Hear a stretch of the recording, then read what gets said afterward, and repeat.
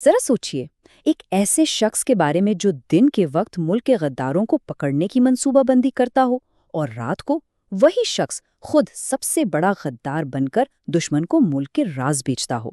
نہیں، یہ کوئی فلم کی کہانی نہیں ہے، یہ رابرٹ ہینسن کی سچی داستان ہے، جسے امریکہ کی تاریخ کا سب سے خطرناک جاسوس مانا جاتا ہے۔ کیا ہو اگر جس شخص کو جاسوسوں کو پکڑنے کا کام دیا جائے وہی خود سب سے بڑا جاسوس نکلے؟ یہ ایک ایسا سوال تھا جس نے امریکہ کی سب سے بڑی ایجنسی ایف بی آئی کی بنیادیں ہلا کر رکھ دی تھیں۔ تو آئیے اس کہانی کے پہلے باب میں چلتے ہیں، جس کا نام ہے شکاری اور غدار۔ یہ ایف بی آئی کے اندر چلنے والی ایک ایسی جنگ کی کہانی ہے جسے کوئی دیکھ نہیں پا رہا تھا۔ جب بھی امریکہ کی خفیہ ایجنسیوں کا کوئی بڑا آپریشن ناکام ہوتا تھا یا کوئی راز لیک ہوتا تھا تو ایف بی آئی میں ایک ہی شخص کو بلایا جاتا تھا۔ اس کا نام تھا رابرٹ ہینسن، اور اس کا کام تھا سسٹم میں موجود غداروں کو ڈھونڈ نکالنا۔ ہینسن کی زندگی کے دو چہرے تھے۔ ایک طرف وہ ایک بہت ہی سادہ، خاموش اور مذہبی آدمی تھا، 6 بچوں کا باپ جو ہر روز چرچ جاتا تھا۔ اس کے ساتھ کام کرنے والے لوگ اسے اس کی بورنگ شخصیت کی وجہ سے مذاق میں دی موٹیشن یعنی مردے نہلانے والا کہتے تھے۔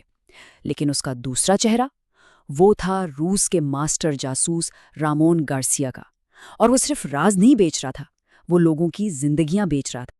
تو سوال یہ پیدا ہوتا ہے کہ آخر اس نے ایسا کیوں کیا؟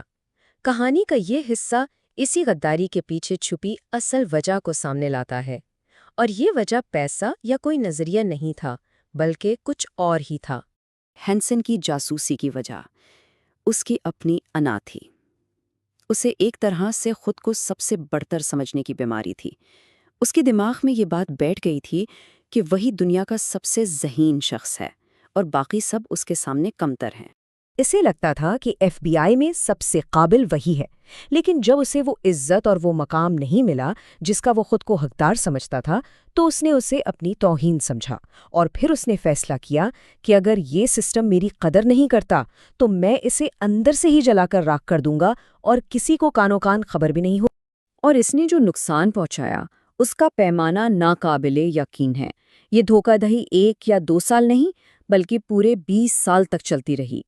اس لمبے عرصے میں اسے $1.4 ملین سے زیادہ کیش اور ہیرے ملے، لیکن دلچسپ بات یہ ہے کہ یہ پیسہ اس کی ضرورت نہیں تھا، نہیں، یہ اس کی جیت کی ایک ٹرافی تھی جسے وہ سنبھال کر رکھتا تھا۔ لیکن اس کھیل کی اصل قیمت بہت سنگین تھی۔ اس کی دی ہوئی معلومات کی وجہ سے 200 سے زیادہ وہ روسی افسر جو خفیہ طور پر امریکہ کے لیے کام کر رہے تھے پکڑے گئے، ان پر تشدد ہوا اور آخر میں انہیں موت کے گھاٹ اتار دیا گیا۔ تو سوال یہ ہے کہ وہ یہ سب اتنے سالوں تک کرتا کیسے رہا اور پکڑا کیوں نہیں گیا؟ اس کا طریقہ بہت سیدھا سادھا لیکن انتہائی محتاط تھا۔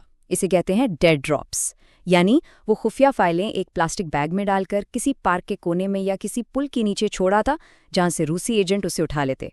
اس طرح وہ کبھی اپنے روسی ہینڈلرز سے آمنے سامنے نہیں ملا۔ یہاں سے کہانی میں ایک ایسا موڑ آتا ہے جو کسی کے وہم و گمان میں بھی نہیں ہو سکتا، ایک ایسی ستم ظریفی جس کی مثال ملنا مشکل ہے۔ ایف بی آئی کا سب سے بڑا مسئلہ کیا تھا؟ وہ شخص جسے انہوں نے اس مسئلے کو حل کرنے کے لیے چنا تھا۔ جی ہاں، جب ایف بی آئی کو یہ احساس ہوا کہ ان کے اندر کوئی غدار چھپا بیٹھا ہے تو جانتے ہیں انہوں نے اسے ڈھونڈنے کی ذمہ داری کسے دی؟ خود رابرٹ ہینسن کو۔ یہ ایک ناقابل یقین ڈبل گیم تھا۔ سوچیے ذرا، وہ میٹنگز میں بیٹھ کر خود کو پکڑنے کے لیے حکمت عملی بناتا تھا اور پھر میٹنگ کے بعد انہی منصوبوں کی خبر اپنے روسی ہینڈلرز کو دیتا تھا کہ محتاط رہنا۔ لیکن ہر کہانی کا ایک انجام ہوتا ہے۔ سال 2000 میں ایف بی آئی کے ہاتھ ایک ایسی چیز لگی جس نے سارا کھیل ہی پلٹ دیا۔ انہوں نے ایک سابق روسی افسر سے ایک خفیہ فائل خریدی۔ اس فائل کے اندر موجود ایک پلاسٹک بیگ پر انہیں انگلیوں کے کچھ نشانات ملے، اور جب جدید ٹیکنالوجی سے ان نشانات کو ایف بی آئی کے ڈیٹا بیس سے ملایا گیا تو صرف ایک نام سامنے آیا، رابرٹ ہینسن۔ او بس، یہاں سے اس غدار کے زوال کا آغاز ہوتا ہے۔ اس 20 سالہ دھوکے کے خاتمے کا وقت آ گیا تھا۔ تاریخ تھی 18 فروری 2001۔ رابرٹ ہینسن اپنا آخری ڈیڈ ڈراپ کرنے کے لیے فوکسٹون پارک پہنچا۔ उसने हमेशा की तरह बैग एक मखसूस जगह पर रखा, लेकिन इस बार वो अकेला नहीं था। जैसे ही उसने बैग रखा, FBI के एजेंट्स ने उसे चारों तरफ से घेर लिया। हैरत की बात यह है कि उसने ना भागने की कोशिश की, ना कोई मज़ाहमत की, बल्कि इसने इंतहाई सुकून और तकब्बुर से गिरफ्तारी देने वाले एजेंट से पूछा, तुम लोगों को इतनी देर क्यों लग गई?